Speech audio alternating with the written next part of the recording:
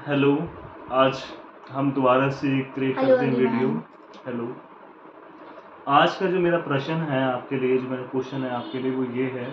कई लोग जो हैं विश्वास करते हैं कि भगवान होते हैं, उनका बिलीव होता है कि भगवान होते हैं, बट कई लोग विश्वास नहीं करते हैं। कई लोग एथिस्ट मतलब भगवान में विश्वास नहीं करते हैं।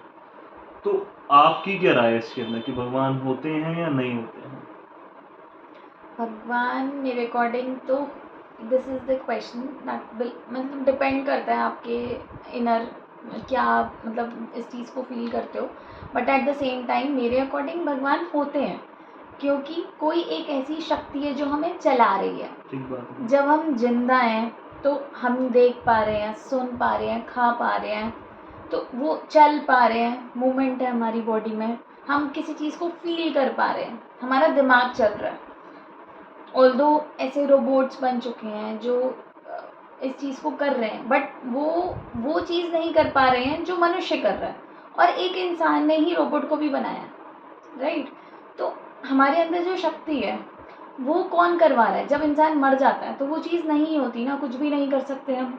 तो ये सब चीज़ें कौन करवा रहा है? ये करवा रहा है अंदर बैठी कोई शक्ति। तो वो शक्ति क्या है? वो भगवान ही तो है।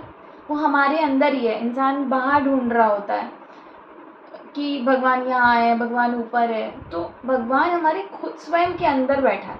अगर हम इस चीज़ को जिस दिन रियलाइज़ कर लेंगे कि भगवान हमारे अंदर बैठा है, तो ना हम किसी सामने वाले को कभी गलत बोल पाएंगे, ना हमारी कभी किसी से दुश्मनी होगी। क्योंकि अगर वो मेरे अंदर राम बैठा है तो सामने वाले के अंदर भी राम ही बैठा है। तो ये समझना, ये बहुत ही गहरी बात होती है जो हम संत महापुरुषों से सीखते हैं।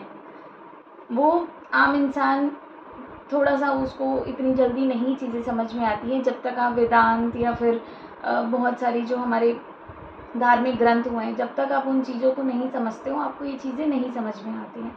लेकिन जिस दिन आप इस चीज़ को समझ जाते हो तो आप सेटिस्फाई हो जाते हो। मतलब अपनी लाइफ में आप मतलब आप सेटिस्फैक्शन लेवल एक रीच हो जाता है आपका। फॉर एग्जांपल, बंदे के पास बहुत पैसे वाला है लेकिन वो कभी किसी चीज़ से नहीं खुश है।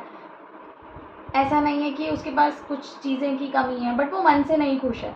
तो भगवान से अगर आप जुड़े हो तो आप हमेशा एक बैलेंस लाइफ जियोगे।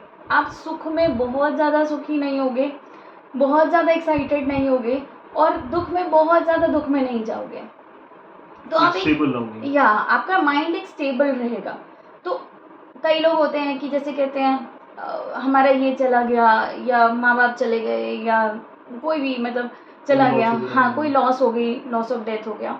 तो इन दैट केस वो कहता है कि भगवान तो कुछ नहीं होता, वो तो हमने इतनी पूजा पाठ की तब भी वो चला गया हमारी लाइफ से। तो ऐसा नहीं है, जो इस मृत्यु लोक में आया है वो जाएगा, आज नहीं तो कल। तो इस चीज़ को समझना बहुत इम्पोर्टेंट है। एक्सेप्टेंस बड़ी इम्पोर्टेंट है इस चीज़ की। इस चीज़ की एक्सेप्टेंस बहुत इम्पोर्टेंट है। एट द सेम टाइम जब आप भगवान को मानते हो तो होता क्या है कि आप चीज़ों को मतलब ग्रास्प कर पाते हो, आप एक्सेप्टेंस आ जाती है, आप उन चीज़ों को बैलेंस कर पाते हो, अपने इमोशंस को बैलेंस कर पाते हो, क्योंकि आपके अंदर होता है एक दुखों को सहने की शक्ति मिलती है। क्योंकि आप मेडिटेशन करते हो, आप योग करते हो, आप भगवान की पूजा करते हो, तो आपके अंदर एक स्टेबिलिटी आ जाती है, मन स्थिर होना स्टार्ट हो जाता है। तो जब वहाँ पे स्थिरता आनी स्टार्ट हो जाती है तो इन सब जो जीव के साथ हो रहा होता है वो इतना इफेक्ट नहीं डालता आपकी लाइफ पे, और आप कर्म भी अच्छे करते हो, आपके अंदर एक पॉजिटिविटी होती है। आप किसी भी चीज़ को करने के लिए, जैसे एक छोटा बच्चा है, ठीक है, तो उसे पता है कि उसकी माँ को सब पता है कि मेरे बच्चे को कब भूख लगी है, कब वो मतलब किस चीज़ की भी ज़रूरत है, कब वो सोएगा। बच्चे को कोई कुछ नहीं बताता, वो बहुत रिलैक्स्ड होता है कि अगर वो गिर भी रहा है तो उसे पता है कि उसकी माँ बचा लेगी। तो जब हमारा भगवान के साथ ऐसा कनेक्शन हो जाता है जैसे माँ और बच्चे का होता है कि मुझे पता है कि मेरा भगवान मेरे साथ है, तो वो मुझे बचा लेगा। तो एक जब बहुत ज़्यादा ट्रस्ट एक लेवल हो जाता है, तो अगर उस चीज़ को अवॉइड नहीं हो सकता, बिकॉज आपके कर्म प्रधान है, जैसे कहते हैं कर्म ही प्रधान है, ठीक है।